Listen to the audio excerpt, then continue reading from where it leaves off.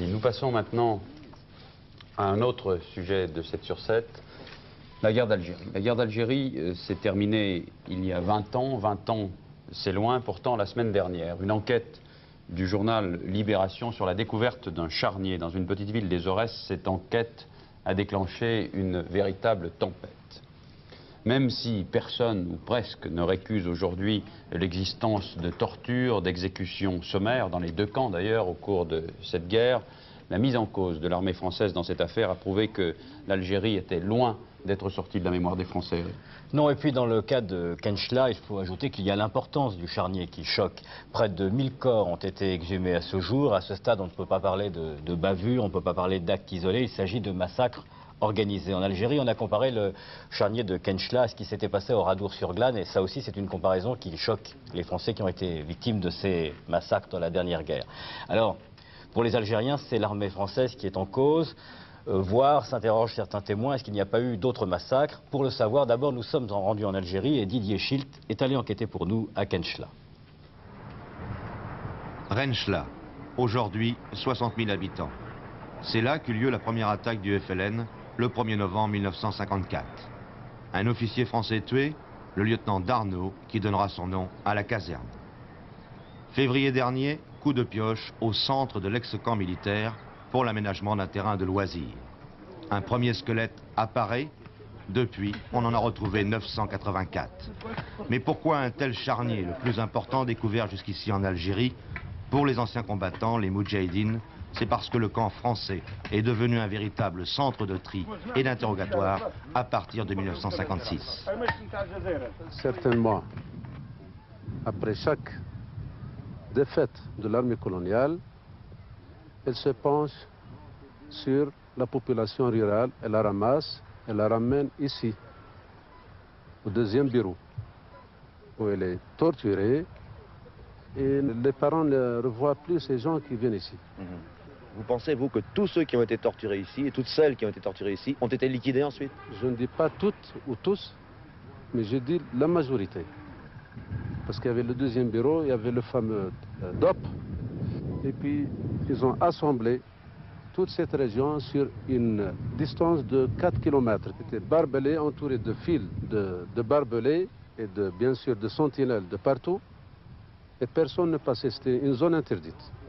Et la population civile ne savait rien pendant toute cette période? Je veux dire par là qu'on n'a pas entendu les cris des victimes, on n'a pas entendu les cris de ceux qui étaient torturés, on n'a pas entendu les coups de feu quand on les a tués? Si, tous les soirs on entend des coups de feu. Nous avons rencontré de nombreux témoins rescapés du camp. Beaucoup ont cruellement souffert et ils témoignent ici sur la disparition de leurs frères, sur les tortures qu'ils ont endurées et les blessures qu'elles ont provoquées. Ces cicatrices-là que vous voyez, proviennent de pointes sur des planches. Et le frapper avec. Est-ce que beaucoup de vos camarades torturés sont morts autour de vous? كان بزاف من خاوتك اللي كانوا معك في السجن اللي عذبوهم وماتوا قدامك. نعم. قداش بالواحد؟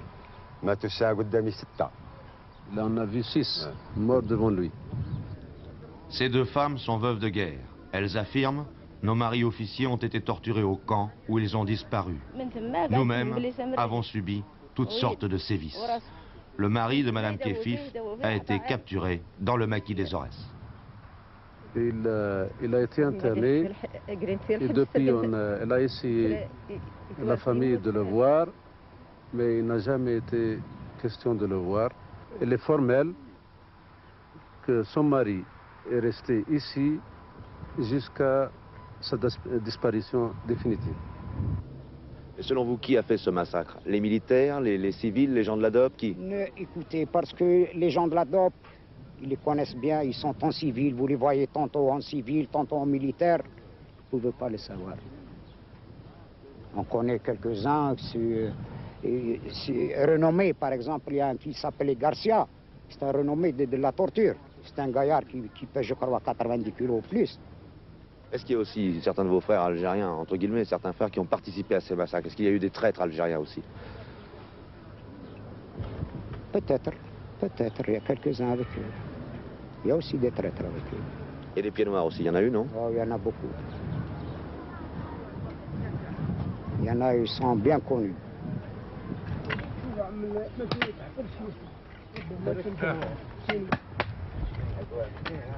Deuxième jour des fouilles, la municipalité a repris les travaux spécialement pour nous.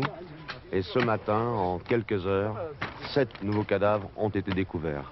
Et on se demande aujourd'hui jusqu'où va l'étendue de ce charnier, puisque les anciennes limites de la caserne d'Arnaud sont à peu près à 900 mètres d'ici. Or, à chaque coup de pioche, ou presque, on retrouve un nouveau squelette. Les experts algériens qui ont examiné le charnier sont formels. Beaucoup de victimes ont été achevées par balles. Dans les fosses, nous avons retrouvé des bijoux, douilles, plombs, ordures et des boîtes de bière françaises. Quelquefois aussi des instruments de torture. On a pu retrouver des instruments qui semblent être des instruments ayant pu être utilisés pour pratiquer des sévices, en particulier cette menotte que nous avons retrouvée sur un corps, cette chaîne qui liait les mains d'un malheureux dans le dos, des coins enfoncés dans les genoux et qui avaient persisté, et cet objet que nous avons retrouvé perpendiculaire à l'axe de la colonne vertébrale. Et docteur, est-ce que vous êtes sûr des dates de la mort en général et de l'âge des victimes? Pour ce qui est de l'âge des victimes, ça ne pose pas de problème. Parce qu'on peut très bien déterminer à partir des ossements, et en particulier au niveau de la dentition des victimes, s'il s'agit d'adultes ou de gens d'un certain âge. Donc il s'agit dans la plupart des cas, dans la majorité des cas, d'adultes jeunes, de sexe masculin, avec 20% à 25% environ de femmes et d'enfants. Et l'âge de la mort remonte à quand alors? La qualité des cartilages articulaires m'a donné une indication et une voie à suivre que j'ai suivie pour essayer d'être le plus précis possible. Et en me basant sur eux, j'ai pu avancer le chiffre d'un quart de siècle. Pour les Algériens, le charnier de Renchela est la preuve évidente qu'il y a eu crime de guerre. Et l'Algérie, qui est à la veille du 20e anniversaire de son indépendance, ne veut pas oublier le charnier de Renchela, où sera édifié bientôt un monument à la gloire de ces martyrs. Je peux dire que nous avons tourné la page de la guerre d'Algérie et nous avons banni à jamais le racisme de notre rang. Nous sommes, dès l'avènement de notre indépendance, nous sommes attelés à la construction de notre pays.